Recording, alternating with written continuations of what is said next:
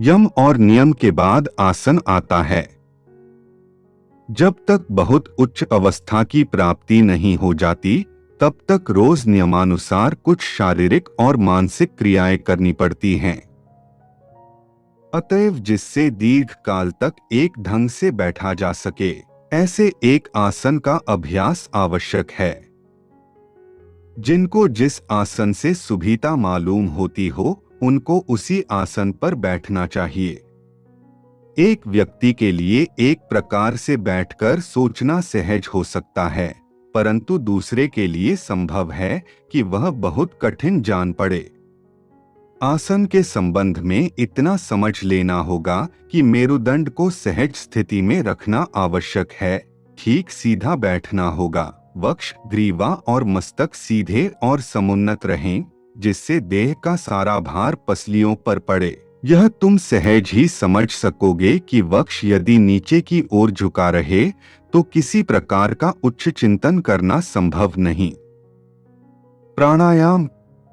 प्राण का अर्थ है अपने शरीर के भीतर रहने वाली जीवनी शक्ति, और आयाम का अर्थ है उसका संयम। श्वास प्रश्वास मानो देहयंत्र का गतिनियामक प्रचक्र फ्लाईव्हील है। एक बृहत इंजन पर निगाह डालने पर पता चलेगा कि पहले प्रचक्र घूम रहा है और उस चक्र की गति क्रमशः सूक्ष्म से सूक्ष्मतर यंत्रों में संचारित होती है। इस प्रकार उस इंजन के अत्यंत सूक्ष्मतम यंत्र तक गतिशील हो जाते हैं।